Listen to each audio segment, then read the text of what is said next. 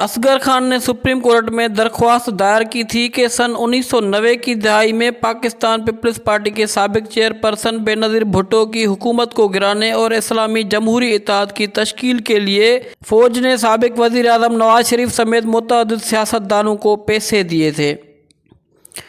پاکستان کی supreme court نے سیاستدانوں میں 1990 کے انتخابات میں رقوم کی تقسیم کے معاملے میں air marshal retired Asghar Khan کے مقدمے کا مختصر فیصلہ 19 اکتوبر 2012 کو سنایا تھا۔ اس فیصلے میں سپریم کورٹ نے کہا تھا کہ انتخابی عمل کو آلودہ کرنا اس وقت کے آرمی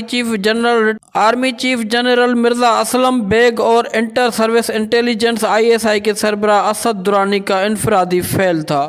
اپنے مختصر فیصلے میں اس وقت کے چیف جسٹس افتخار محمد چودھری نے کہا تھا کہ 1990 کے انتخابات میں دھاندلی ہوئی تھی اور سیاستدانوں میں رقوم تقسیم کی گئی تھی، البتہ جو سیاستدان ان رقوم سے مستفید ہوئے ان کی بھی تحقیقات کی جائے۔ اس وقت تک جو شواہد سامنے آئے تھے ان کے مطابق ایوان صدر میں ایک سیاسی سیل قائم تھا جو پسندیدہ امیدواروں اور سیاسی جماعتوں کو مطلوبہ نتائج حاصل کرنے کے لیے رقوم دے رہا تھا۔ اس عمل سے پاکستان کے عوام کو ان کی پسند کے امیدوار منتخب کرنے کے حق سے محروم رکھا گیا۔ وفاقی تحقیقاتی ادارے کے ذریعے یونس حبیب سمیت ان سیاستدانوں کے خلاف بھی قانونی کارروائی کی جائے جو اس رقم سے مستفید ہوئے تھے۔ ناظرین، اس وقت کے آرمی چیف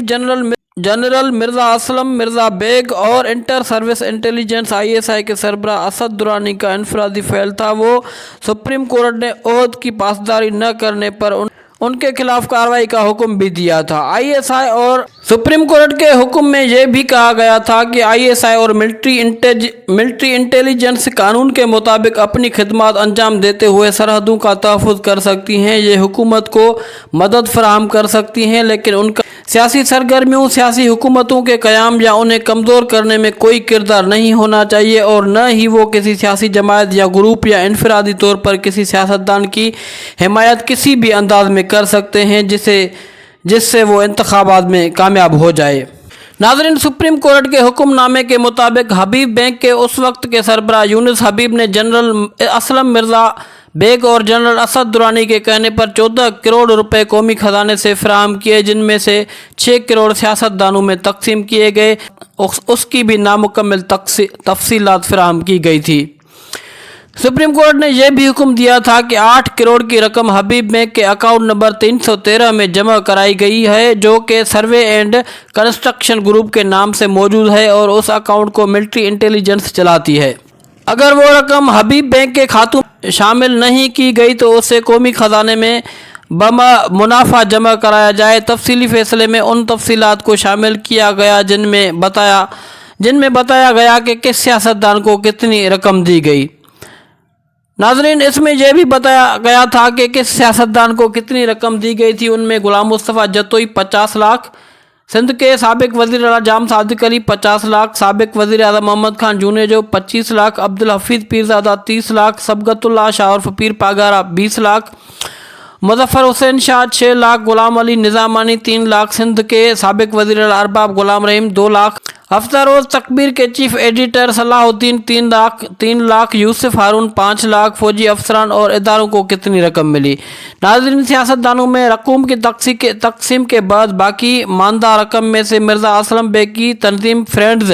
3 کروڑ روپے، IGI یونٹ 50 2 کروڑ روپے، MI یونٹ پنجاب 2 کروڑ روپے، MI یونٹ خیبر پختونخوا 2 کروڑ روپے، GHQ 4 کروڑ روپے، MI کوئٹہ آفس 1 کروڑ 50 لاکھ روپے، بقایا رقم سود سمیت GHQ بھجوا دی گئی۔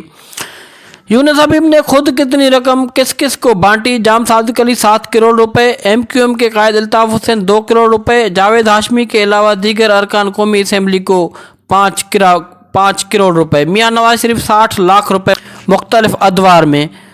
اس مقدمے کی سماعت اس وقت کے چیف جسٹس افتخار محمد چودھری کی سربراہی میں سپریم کورٹ کے 3 رکنی بینچ نے کی تھی، جس میں جسٹس جواد ایس خواجہ اور جسٹس خلجی عارف حسین بھی شامل تھے۔ بینچ نے کہا تھا کہ